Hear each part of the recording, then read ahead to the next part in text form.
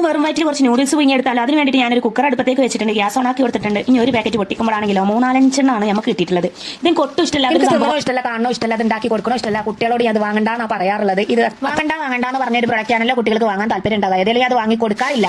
ചുരുക്കി പറഞ്ഞാൽ കുറേ ദിവസങ്ങൾക്ക് ശേഷമാണ് ഒരു നൂഡിൽസ് വീട്ടിൽ കൊണ്ടുവരുന്നത്.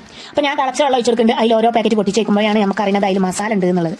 എന്തോ അത് കറുത്ത കുറച്ച് സോസുകളും കുറേ ആൾക്കാർക്ക് മസാലപ്പൊടികളും ഉപ്പുകളും എന്തൊക്കെയുണ്ട് കേട്ടോ. ഏതായാലും നമുക്ക് അതൊക്കെ എടുത്തിട്ട് ഉണ്ടാക്കി നോക്കാം, ടേസ്റ്റ് ഉണ്ടോ നോക്കാം. കുട്ടികൾക്ക് എന്തായാലും ഇഷ്ടപ്പെടുന്ന ഒരു പ്രൊഡക്റ്റാണ്. നമ്മൾ ഏത് നട്ടപാതിരാക്കും നമ്മൾ വിളിച്ചിട്ട് പറയാൻ നൂഡിൽസ് ഉണ്ടാക്കി വെച്ചാൽ ഞാൻ ഈറ്റിട്ട് മദ്രസയിലേക്ക് പോകേണ്ടതെന്ന് പറഞ്ഞാൽ 12 മണിക്ക് വരെ ഒരു മദ്രസയിലേക്ക് പോകാൻ റെഡി ആകാൻ രാത്രി. അതാണ് എനിക്ക് പറയാനുള്ളത്. കാരണം അത്രയും ഇഷ്ടപ്പെട്ട ഒരു മുതലാണ് ഒലിക്ക്. എനിക്ക് ഇഷ്ടമല്ലാന്ന് ഞാൻ പറഞ്ഞില്ല. ഒന്നാമത് മൈദയിൽ നിന്ന് ഉണ്ടാക്കുന്ന ഒരു പ്രൊഡക്റ്റാണ് നൂഡിൽസ് എന്നുള്ളത്. അതുകൊണ്ട് മൈദ എന്തായാലും നല്ലതല്ല. ഗോതമ്പിന്റെ വേസ്റ്റ് ആണ് മൈദ. ഗോതമ്പിന്റെ വേസ്റ്റ് പൊടിച്ചിട്ടാണ് മൈദ ഉണ്ടാക്കുന്നത്. അതുകൊണ്ട് എനിക്ക് ഇഷ്ടമല്ല. പിന്നെ ഒന്നാമത്തെ കാരണം എന്താ വെച്ചാൽ അതിൽ ആൾക്കാർക്ക് കുറേ സോസുകൾ, കറുത്ത സോസുകൾ ചോന്ത.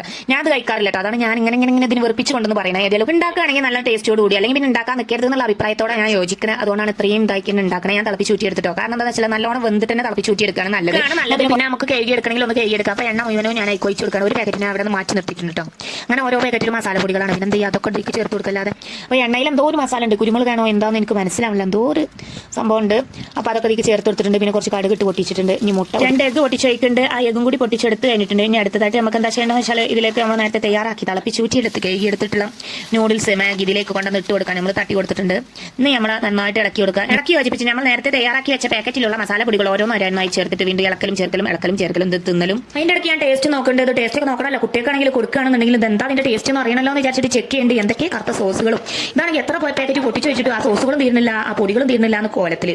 എന്താണ് ഇങ്ങനെ ഒക്കെപ്പാട് എന്റെ ടൈം മൊത്തത്തിൽ കൊളായി പോയി. മസാല ഇട്ടിടുന്ന് എനിക്ക് തോന്നുന്നുണ്ട്. കാരണം ഈ മസാല ഇടാൻ തന്നെ ഒരു മണിക്കൂറുണ്ട്. പാക്കറ്റ് പൊട്ടിച്ച് കത്തിരിക്കെടുത്ത് പൊട്ടിച്ച് അതിലേക്ക് കൊടുത്ത് പിന്നെ അതിൽ ഉപ്പുണ്ടൊക്കെ ഓരോന്ന് ഇട്ട് കൊടുത്തതിന് ശേഷം പിന്നെ ഉപ്പുണ്ടോ മുളകുണ്ടോ നോക്കാം. അങ്ങനെയൊന്നും നോക്കേണ്ട കാര്യമില്ല എന്നായിരിക്കും നിങ്ങൾ പറയുന്നത്. എനിക്ക് അങ്ങനെയൊക്കെ നോക്കണം, എന്നാലും എനിക്ക് റെഡി ആയിട്ടുള്ളൂ. അതുകൊണ്ടാണ് വീണ്ടും ഇളക്കി യോജിപ്പിക്കേണ്ടത്. ഞാൻ കുറച്ച് വെള്ളം ഒഴിച്ച് കൊടുക്കുന്നുണ്ട്. കാരണം എന്തെങ്കിലും ഈ ഒരു പരുവത്തിൽ എനിക്ക് ഒട്ടും ഇഷ്ടമല്ല. നല്ല ഡ്രൈ ആയിട്ടുള്ള പരുവത്തിൽ എനിക്ക് ഇഷ്ടമല്ല എന്നല്ല, കുട്ടികൾക്ക് ഇഷ്ടമായിരിക്കും. എനിക്ക് കുട്ടികൾക്ക് കൊടുക്കുന്നത് നല്ലൊരു എന്താ പറയുക ലൂസ് പരുവത്തിൽ കൊടുക്കണം ഇഷ്ടം.